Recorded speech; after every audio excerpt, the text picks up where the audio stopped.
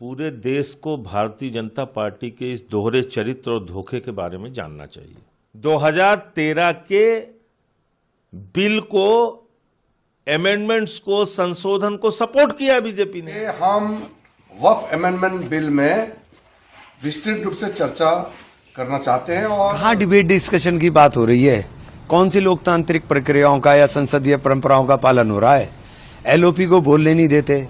हमारी पार्टी जो करेगी वो लोकसभा में करेगी, मीडिया के माध्यम से नहीं करेगी। आज बिजनेस एडवाइजरी कमेटी का मीटिंग हुआ और उसमें हमने गवर्नमेंट का तरफ से एक पक्ष रखा कि हम वक्फ अमेंडमेंट बिल में विस्तृत रूप से चर्चा करना चाहते हैं और बिजनेस एडवाइजरी कमेटी इसमें तय करे। तो बिजनेस एडवाइजरी कमेटी में कुछ पार्टीज का मत था 6 घंटे डिस्कस होना चाहिए, कुछ का मत था 4 घंटे और ज्यादातर अपोजिशन पार्टी के लोग 12 घंटे का मांग किया। तब बीच में 8 घंटे का चर्चा का समय तय किया गया और ये भी स्पीकर साहब ने कहा कि 8 घंटे चर्चा का समय दिया है जिसको बढ़ाया जा सकता है, लेकिन हाउस का सेंस लेकर के। चर्चा तो हमेशा ऐसे होते हैं। कहाँ डिबेट डिस्कशन की बात हो रही है? कौन सी लोकतांत्रिक प्रक्रियाओं का या संसदीय परंपराओं का पालन हो रहा है? एलओपी को बोलने नहीं देते। मतलब हमेशा ही होता था कि एलओपी खड़ा हो जाए तो कम एलओपी को बोलने की इजाजत मिलती थी।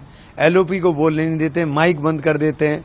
सारे फ्लोर लीडर्स ने, हमने 27 तारीख को लिखा भी था, सब फ्लोर लीडर्स ने और एमपीज ने लिखा है स्पीकर सर से कि स्पीकर साहब देखिए क्या हो रहा है।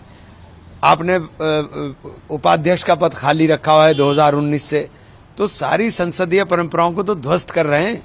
आप कर कहाँ रहे हैं? आप डिबेट की बात कर रहे हैं। आप डिबेट आप देख लीजिएगा, जैसे ही हम बोलना शुरू करेंगे माइक बंद कर देंगे। माइक इनके हाथ में, माइक फट से बंद कर देते हैं। जो इनको बोलना है सिर्फ वन वे ट्रैफिक है, जो सरकार को बोलना है वो सरकार बोलती रहती है, आप सुनते रहिए। विपक्ष की आवाज को उठाने की इजाजत ही नहीं है। बिल को लेकर क्या स्ट्रैटेजी रहेगी कांग्रेस पार्टी की, क्योंकि इस कहीं या कल बोल रहे हैं कि टेबल हो जाएगा, क्या स्ट्रैटेजी? देखिए उसके अंदर इतनी खामियां हैं, अगर ये वहां बोलने का मौका देंगे तो सारी चीजें देश के सामने भी आएंगी। हम बाहर तो बोल ही रहे हैं, वो पूरी तरीके से गैर संवैधानिक है। उसके वो संविधान की कई धाराओं के ऊपर ओवरलैपिंग कर रहा है। संविधान की धाराओं के ऊपर ओवरलैपिंग नहीं की जा सकती। हमारे अधिकारों का संरक्षण जो संविधान ने हमें दिया है उसके ऊपर वो बुलडोज कर रहा है। डिसेंट नोट भी दिए थे और हमने तमाम चीजें दी थी और हमारी तमाम चीजों को दरकिनार किया गया। विपक्ष को पूरी तरीके से क्रश किया जा रहा है। विपक्ष को बोलने नहीं देते। आप कोई सत्ता पक्ष का सदस्य खड़ा होता है, उसका ना माइक बंद होता है, ना उसकी टाइम की पाबंदी होती है। हम खड़े होंगे तो हमारे ऊपर टाइम की पाबंदी भी। मैं इस पूरे सत्र में 55 सेकंड बोला हूं, सिर्फ 55 सेकंड। पूरे देश को भारतीय जनता पार्टी के इस दोहरे चरित्र और धोखे के बारे में जानना चाहिए। और मैं ये बात क्यों कह रहा हूं? इन्होंने खुद ने 2009 के अपने मैनिफेस्टो में क्या लिखा है, पूरा देश इस बात को देख ले।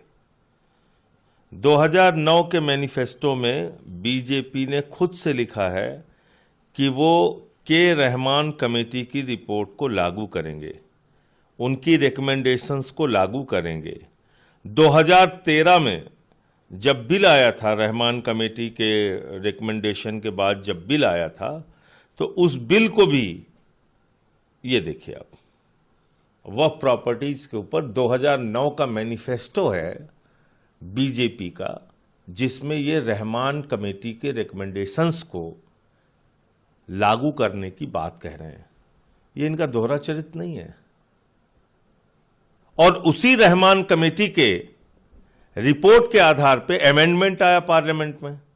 अब पार्लियामेंट में अमेंडमेंट आया तो उनके सांसदों ने, मैं नाम लेके कह रहा हूं, सुषमा स्वराज जी ने उसमें हिस्सा लिया डिबेट में, उसमें हिस्सा लिया मुख्तार अब्बास नकवी जी ने, उसमें हिस्सा लिया शहनवाज हुसैन ने, और इन्होंने तो सपोर्ट किया बाकायदा। 2013 के बिल को, अमेंडमेंट्स को, संशोधन को सपोर्ट किया बीजेपी ने। अब इसके आगे आ जाइए। उस अमेंडमेंट्स के आधार पर जो सुझाव दिए गए थे उसमें यह कहा गया था कि जो वक्फ की प्रॉपर्टीज हैं उसको ऑनलाइन करना है। इन्होंने 13 के बाद 14 में इनकी सरकार बन गई। राज्यों में भी ज्यादातर इनकी ही सरकारें थी, केंद्र में इनकी सरकार है पिछले 11 साल से। सारे डाटा इकट्ठा करके, सारे रिकॉर्ड इकट्ठा करके इन्होंने ऑनलाइन किया और सुप्रीम कोर्ट में एफिडेविट दिया है, शपथ पत्र दिया है, वो भी आपको पढ़ के सुना दे रहा हूं।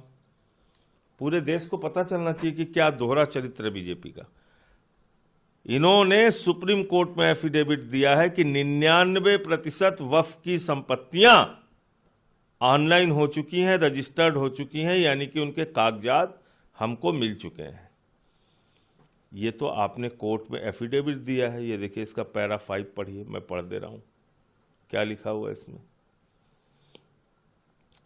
इसमें लिखा हुआ है that as regards digitization of Waqf properties the answering respondent, last में इन्होंने जो लिखा है वो मैं खाली पढ़ देता हूं, बहुत लंबा है।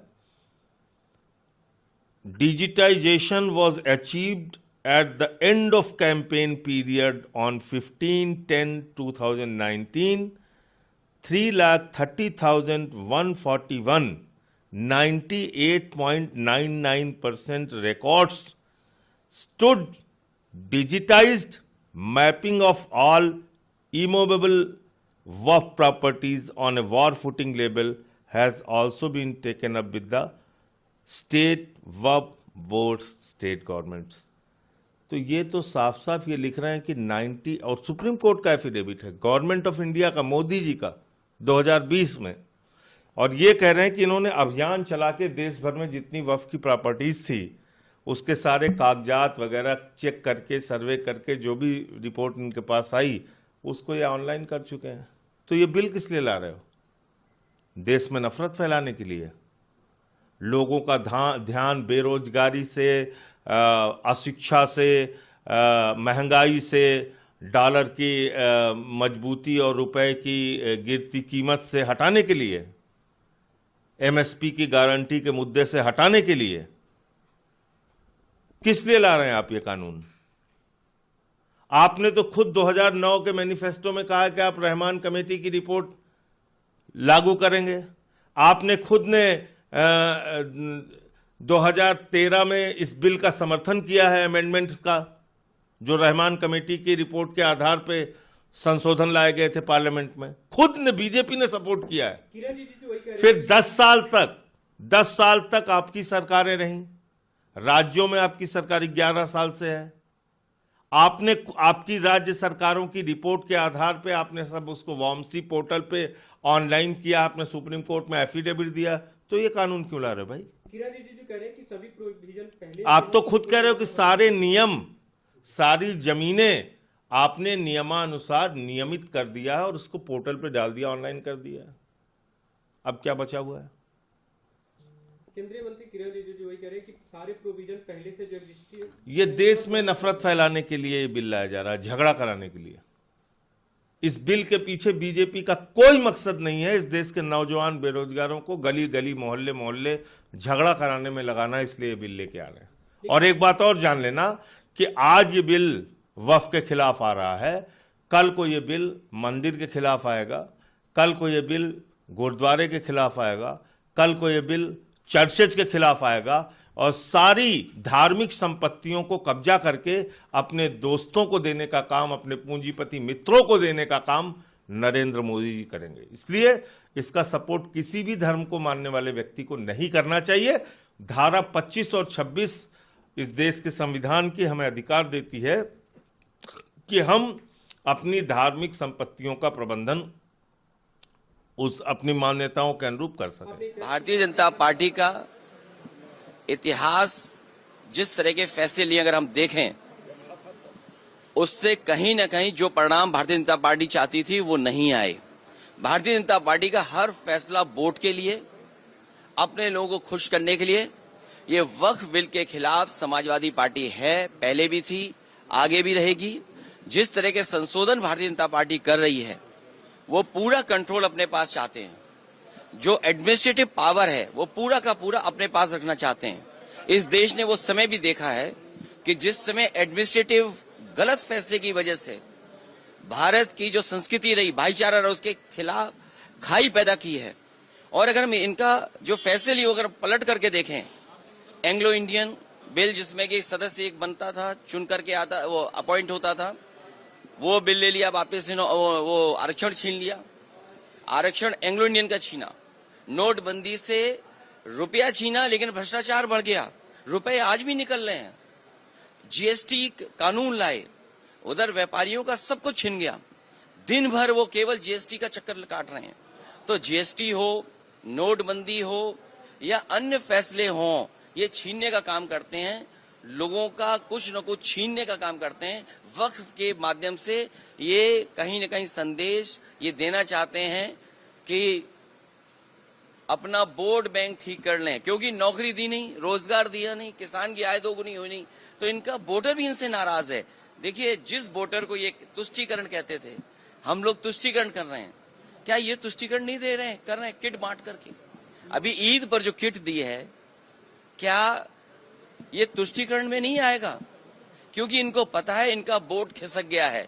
अभी तक तो ये हिंदू भाइयों को गुमराह करते थे, अब इनकी कोशिश है कि मुसलमान भाइयों को भी गुमराह कर दें। नीतीश कुमार जी ने पिछले 20 वर्षों में मुसलमानों के हक में उनके सामाजिक, आर्थिक, शैक्षणिक उत्थान के लिए जो काम किया है, वो देश की आज़ादी के बाद किसी राज्य में आज तक किसी सरकार ने काम नहीं किया। नीतीश कुमार जी ने भागलपुर का जो दंगा हुआ था, जिसमें हजारों मुसलमान मारे गए थे, किसके शासनकाल में हुआ था? कांग्रेस पार्टी के शासनकाल में हुआ। क्या किया इस कांग्रेस पार्टी ने? नीतीश कुमार जी ने सभी दंगा पीड़ित परिवारों को न्याय दिया, और न्याय ही नहीं दिया, जो बेवा हो गई थी उन सबों को आज तक वो पेंशन दे रहे हैं। तो हमारी पार्टी जो करेगी वो लोकसभा में करेगी, मीडिया के माध्यम से नहीं करेगी।